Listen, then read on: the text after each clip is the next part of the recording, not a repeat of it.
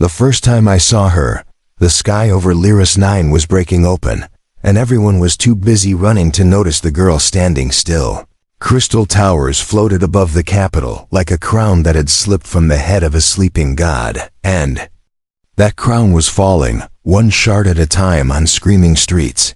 I was just a maintenance porter then, a nobody in gray cloth, hauling coolant cells through service tunnels that smelled like metal rain. And I remember thinking that the world had finally decided to crush the rich for once, and I should have felt satisfied. Instead, I saw her. She was small, not in height, but in the way she held herself, like she had learned early that even breathing wrong could start a war. Her skin carried a soft iridescence, pastel hues shifting under pale daylight, and a translucent crystal crown rested above her brow. Fragile enough to shatter, sharp enough to cut. She was not running around her. The security drones shrieked warnings in a language made of panic, and the palace guard pushed crowds back with stun rods. Yet she stood in the open plaza, holding a tiny glowing crystal locket in her hand, looking down at it like it was the only thing still real. I should have turned away. People like me did not look at queens, and especially not at the crystal queen of Lyris, the one everyone called untouchable, the one whose dynasty had built floating cities and buried the poor beneath them. But the locket in her hand was cracked, and light leaked out of it in faint pulses, like a heart struggling to beat. And when she finally lifted her gaze, it landed on me by accident, as if the universe had misfired and connected two lives that were never meant to meet. In that instant, her eyes did something no jewel ever did. They asked for help, not with pride, not with command, but with a silent, raw fear that made my throat tighten. A thunderclap rolled through the city, and one of the floating towers above us tilted, groaning as its anti-gravity spine failed. Glass-like shards of architecture began to shear off and tumble, reflecting the pale blue sky in 1,000 falling mirrors. The crowd screamed and surged. The guards tried to reach her, but the stampede swallowed their line, and she was suddenly alone, a queen with no wall, no shield, no throne, just a cracked locket and a disaster that did not care about bloodlines. I ran before my mind could argue. I shoved through bodies and caught her by the wrist. Not gentle, not respectful, just desperate. Because the tower was coming down, and she was going to die if she stayed standing like a statue. Her skin was cool against my calloused hand, and for a breath she looked startled. Then she looked relieved in a way that broke something inside me. I pulled her toward the service ramp, the hidden slope that led beneath the plaza into the maintenance arteries of the city, the place the nobles never saw, the place that existed only because someone had to keep their floating paradise from dropping into the abyss. She stumbled once, her gown of glass like shards chiming softly, and she clutched the locket to her chest as we descended into shadow. Behind us, the air roared, and the tower struck the plaza with a sound like the world snapping in half. Dust and crystal grit surged into the tunnel mouth. The lights flickered, and I threw my body over hers, shielding her head, feeling shards ping off my back like angry hail. When the shaking eased, she was breathing fast, her fingers white around the locket, and she whispered a single word, so small I almost missed it. Please, not a royal plea, not a command. Just a person asking another person not to leave. I looked at her crown, at the way it caught the weak tunnel light, and I realized something that made my pulse turn cold. The crown was not decorative. It was a focus, a crystal lattice designed to amplify resonance, designed to link a living mind to the city itself. That was how Lyris had stayed afloat for centuries. Not just machines, but a bond, a queen tethered to the towers, keeping them stable through harmonic control. If the towers were falling, it meant the bond was failing. It meant she was failing, or someone was breaking her. Above us, alarms howled. And deeper in the tunnel, the emergency bulkheads began to slide shut, sealing sections to prevent collapse, trapping whoever was unlucky enough to be between doors. I grabbed her hand again and ran. We sprinted through narrow passages where pipes sweated, past workers, Crouched in fear, past broken panels sparking blue, my boots slapping puddles, her gown catching on a stray bolt until she tore free with a wince.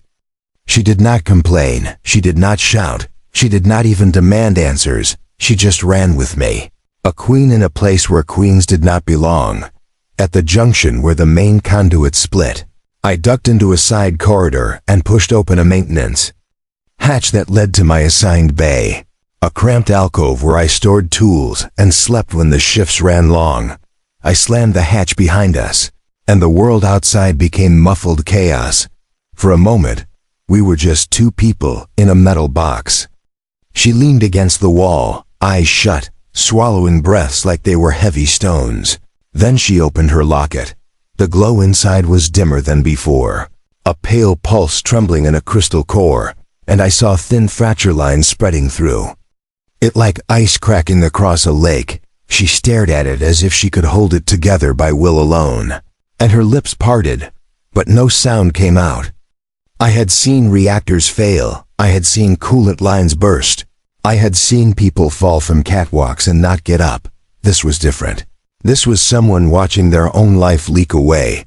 One heartbeat at a time. I cleared my throat, uncomfortable, terrified, angry at myself for caring, and I asked, as evenly as I could, "What is that?" Her gaze flipped to me, and for the first time I noticed the tremor in her hands. "My heart," she said, and when I stiffened, she added quickly, "Not the one that pumps blood, the one that holds the resonance, the one that holds the city." I did not understand, but I understood enough to feel the weight of it. That locket was the reason the towers floated, and it was breaking. She pressed it to her chest and whispered, "They did this who?" Her jaw tightened, and I saw the queen trying to rise, the trained mask, the steel, the pride. Then it crumbled, because pride did not stop a city from falling. "My council," she said, "my protectors, my family and everything, but blood." They said the bond made me weak. They said the people would never obey a queen whose heart was outside her body. They said they could control the towers better with machines and soldiers. I felt a bitter laugh rise in me, the kind that tasted like rust. "So they tried to remove you." She nodded once, eyes glossy, and the crown above her brow shimmered faintly. Responding to her stress, "They tried to sever the resonance," she whispered, "and when they failed, they cracked the core. They said if the towers fell, the people would blame me, not them."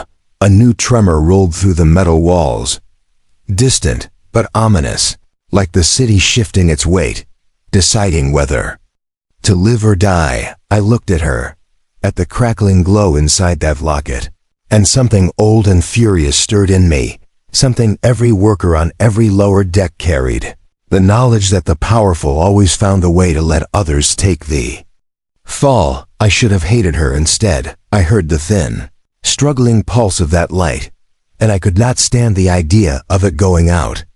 "Can you fix it?" I asked. Her laugh was quiet and broken. "I cannot," she said, "not alone. The core needs a stabilizing field. Someone has to carry it, protect it, keep it close to a living rhythm. The closer it is to a steady pulse, the more time it has." I stared at her. "You mean in your pocket?" She flinched as if the words hit a bruise. "Yes," she said, and her voice dropped. "But if anyone finds it, they will take it. They will shatter it completely, and then the towers will crash, and everyone will die outside." A siren shifted tone, lower, deeper, a warning meant for the end of things. I thought about the streets above, about the workers in the ducts, about the children in the lower markets who stared up at floating crystal like it was a second sky. I thought about how easy it would be to leave her here, to let history do what it always did. And then I thought about the look in her eyes when she said please. I held out my hand. "Give it to me." Her eyes widened, and for a heartbeat, she looked like she could not believe a stranger existed. Then her fingers trembled as she placed the locket in my palm. It was warmer than I expected, as if it recognized a living hand and drank comfort from it. I slipped it into the inner pocket of my work jacket, right over my chest, and the moment it settled there, the pulse inside strengthened, just a little, like a candle sheltered from wind. Her breath caught, She stepped closer, almost reaching for my jacket, then stopping herself, as if touching me would be crossing a boundary neither of us understood. In the cramped bay, under flickering lights, I became the vault for a queen's heart, and in that same moment, I became the most hunted man in the city. We could not stay. The council would lock down every exit, and once they realized the locket was missing, they would search the tunnels. They would drag workers from their bunks. They would burn the lower decks to find it. I knew the maintenance map better than any noble ever would, and I knew one route that led to the old transit spine, abandoned after the last quake. A place full of collapsed rails and dead lights. A place even the drones hated to patrol because the signal bounced. Wrong. We moved fast, and now she followed without question. We passed crews sealing ruptured pipes, their faces gray with dust, their eyes sliding over her crown and then away, not recognizing her under grime and shadow. That was when I understood how fragile power really was, how dependent it was on light, on distance, on the illusion that a throne could not be reached down. In the dark, she was just a girl with tired eyes. We reached the dead transit spine, and the air turned colder, tasting of mineral and old water. Above us, the city groaned again, and somewhere far away, crystal shattered like thunder. She stumbled, clutching her ribs, and I realized she was shaking, not from cold, but from strain. The bond between her crown and the tower is still pulling at her mind, trying to make her hold up a world while someone had broken her heart to do it. I steadied her with an arm around her shoulders, and she did not pull away. Her voice was small. Why are you doing this? I almost answered with anger, with politics, with revenge against the council, with the bitter satisfaction of saving a city that never cared about me. But the truth was simpler, and it scared me because you asked. I said. She swallowed, then whispered, "No one listens when I ask." That sentence hurt more than falling glass ever could. We moved deeper into the spine until we reached an access chamber where an old emergency lift still worked, powered by independent cells. If we could get to the outer platforms beyond the floating district, we could reach the Crystal Gardens, the place where resonance cores were grown and tuned. The only place on Lyris 9 where a cracked heart could be repaired. The lift doors were half jammed, and I forced them open with a crowbar, my muscles screaming while she watched, hands clasped like she was praying to a god she no longer trusted. We squeezed in, and I hit the manual switch.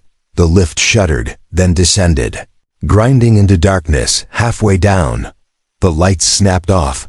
For a breath we were blind in the black.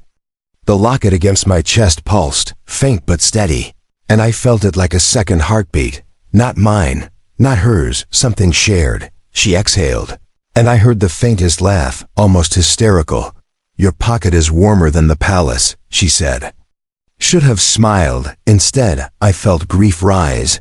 Grief for a life so surrounded by wealth, yet starved of simple human warmth. The lift jolted, and the lights returned, revealing her face closer than before, her crown throwing tiny prismatic reflections over the metal walls. Then the lift stopped, not at the bottom, but mid-shaft. A harsh clank echoed, and the floor lurched. A voice crackled from a hidden speaker, calm and cold. "Come out, citizen. You are harboring stolen royal property. Surrender it, and you will be spared." My blood turned to ice. The council had traced us.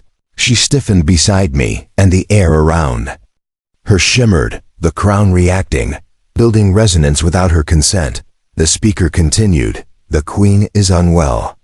She must return for treatment. You are endangering her. You are endangering the city. Surrender the core." I wanted to scream that they were the ones endangering everyone, but I knew words would not matter.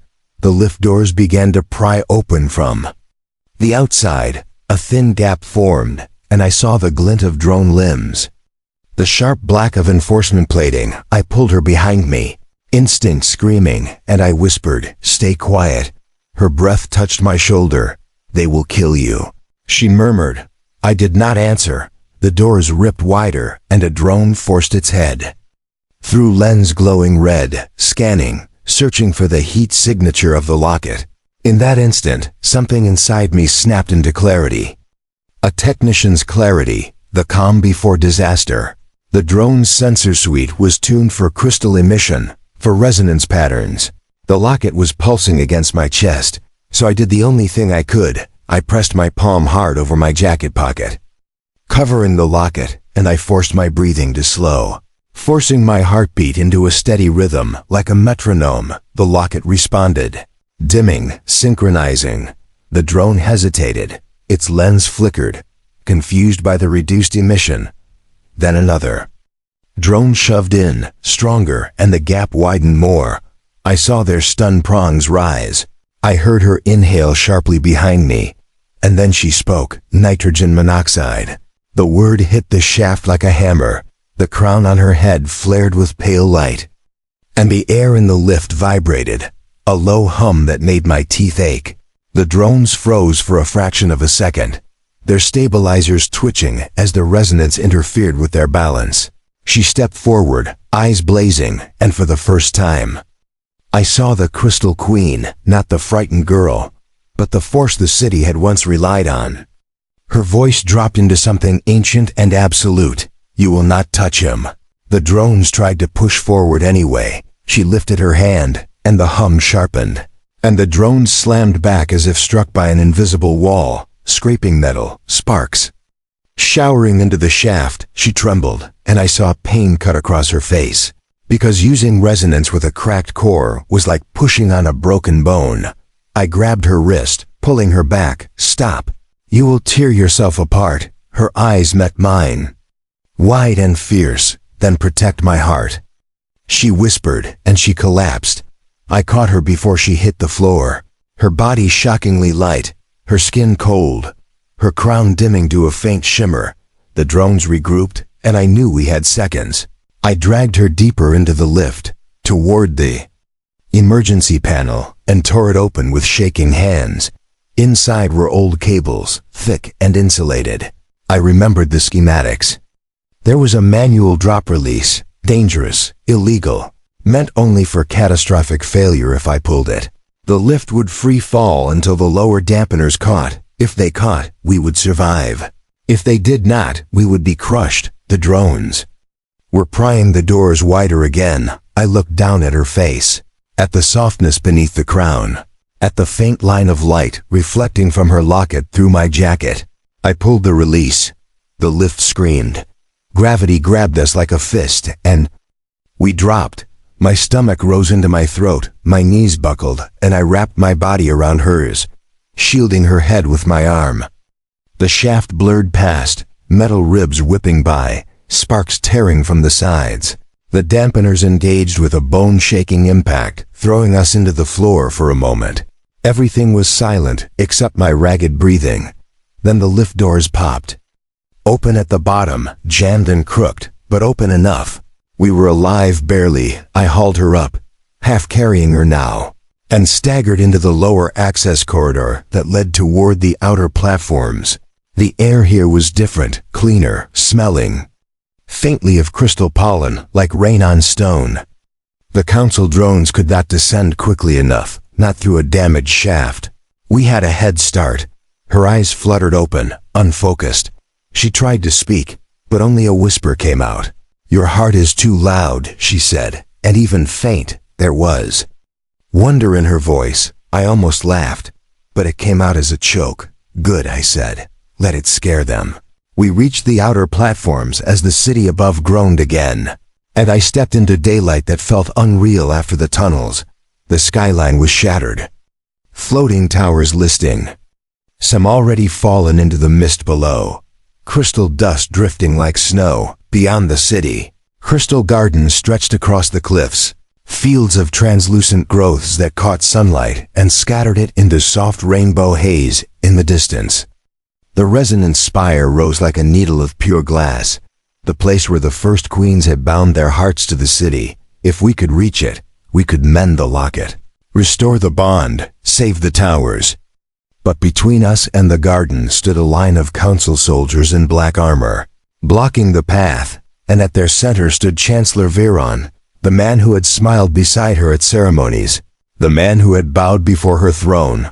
The man whose hands were now stained with betrayal. His gaze locked onto me, then dropped to my jacket pocket. And his smile was thin and satisfied. "There you are," he called, voice carrying across the platform. "You have caused quite a disturbance, citizen." I kept walking, because stopping would mean dying. The soldiers raised their rifles. The queen lifted her head weakly against my shoulder, eyes sharpening, hatred and sorrow mixing in a way that made the air feel heavy. Viran's smile widened. "Your Majesty," he said, "you are ill. Return. We can still salvage your legacy. We can still make you a symbol, a martyr if necessary."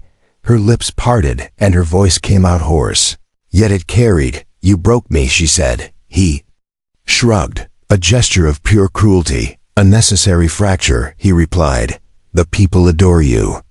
But they obey stability. With you gone, we will stabilize the towers mechanically. We will rule without the burden of your fragile empathy." Something inside me snapped again, sharper this time. Empathy, they called it fragile. I stepped forward, placing myself fully between the rifles and her body. And I spoke before fear could stop me. "You will not stabilize anything," I said. "You will drop this city like a stone. And you will blame her as you fall with it." Viran laughed. "And who are you, Porter, to lecture the council? You are a speck, you are a tool, you are replaceable." The words hit with the weight of every insult I had swallowed for years. Replaceable, disposable, invisible. I felt the locket pulse against my chest. And I realized something with sudden, terrifying clarity. The resonance core did not just respond to her. It responded to rhythm, to intent, to the living energy around it. It responded to Emmy, because I was carrying it, because my heartbeat had sheltered it, because my body had become part of the circuit. I looked at her, and she looked back at me. Understanding blooming in her eyes like dawn, she whispered, "The heart listens to you now." Viran's soldiers tightened their grip, fingers on triggers. Viran lifted his hand, casual, ready to end it. I drew a breath, deep and steady, and I placed my palm over my jacket pocket, feeling the warm pulse beneath my fingers. Then I did what no one had ever expected a maintenance porter to do. I sang, not with melody, not with beauty, but with resonance. A low hum I remembered from the machines, the stabilizer frequencies we used to calm vibrating conduits, the sound that kept metal from tearing itself apart. I matched it to my heartbeat. I matched it to the locket's pulse. The air around us changed, crystal. Dust in the sunlight began to drift in patterns, spiraling, responding. The soldiers shifted uneasily as their armor plates vibrated, tiny tremors running through their rifles. Viran's smile faltered. "What are you doing?" he snapped.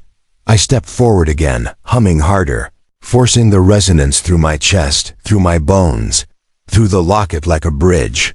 The platforms beneath our feet began to glow faintly.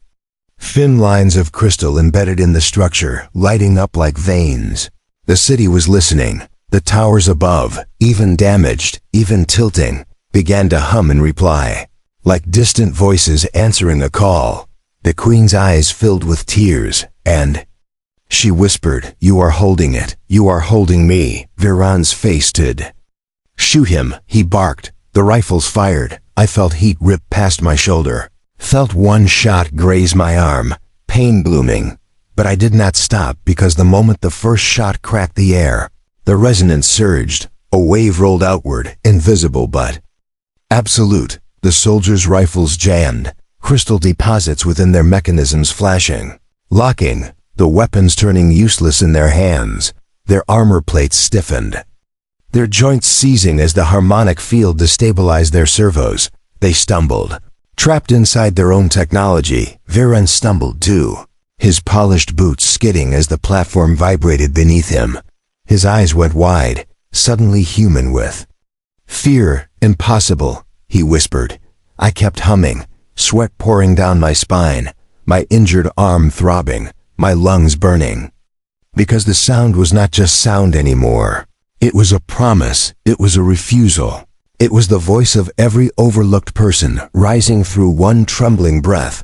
The queen lifted her hand, weak but steady, and her crown began to glow again, not with strain, but with harmony, because now the resonance had support, now the cracked heart had a second rhythm to lean on.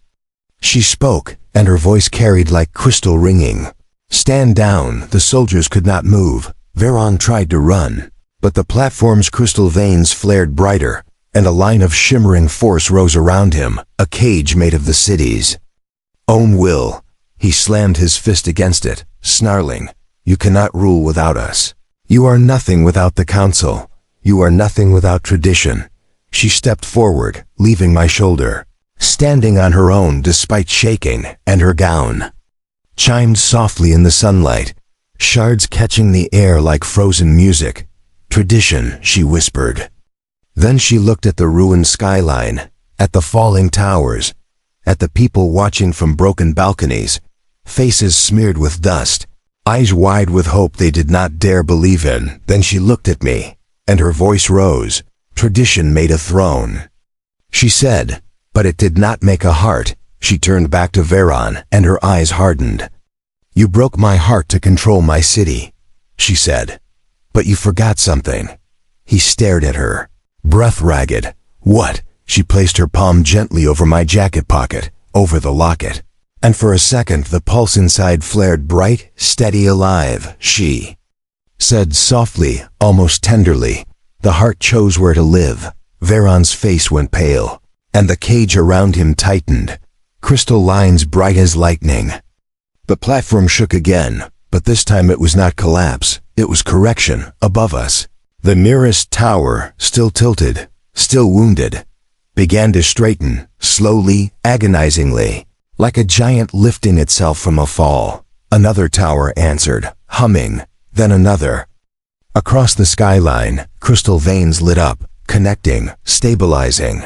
The city's own skeleton responding to the restored harmony. People began to shout, some crying, some laughing, some dropping to their knees, not in worship, but in relief. So sharp it felt like pain. My knees finally gave out, and I dropped to the platform, gasping, humming, fading into ragged breaths. The queen knelt beside me, ignoring her gown, ignoring the cameras that had finally arrived, ignoring the stunned guards who could now move but did not dare, because the city itself had spoken. She cupped my face in both hands, her fingers trembling, and her eyes searched mine like she was trying to memorize the shape of my soul. "You saved them," she whispered. I shook my head, still dizzy. "No," I rasped. "You did." Her eyes filled again, and she shook her head back. "You carried my heart," she said. "You carried it when everyone else tried to use it. You carried it when it was breaking. You carried it when I could not." Her voice cracked, and she leaned her forehead against mine, crown to skin, crystal to flesh. For a moment, the world went quiet. Just two heartbeats, one in a pocket, two in bodies, all of them trying to become one steady rhythm. Then she pulled back, and she stood, turning toward the watching crowds. Her voice rose, and it was no longer a whisper, no longer a plea, it was a vow today. She said, "The city learned who truly holds it up." She pointed to me, a man in a torn gray jacket, bleeding, shaking, still breathing hard.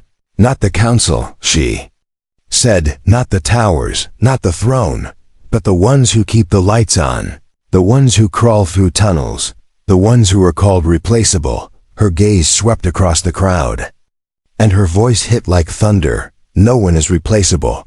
A roar rose from the people, raw and fierce, and it rolled across the platforms, across the gardens, up into the floating district like a wave. Veron screamed inside his crystal cage, but his voice was lost beneath the sound of a city reclaiming itself. The queen walked toward the crystal gardens, and she held out her hand to me, not as a command, as an invitation. "Come," she said.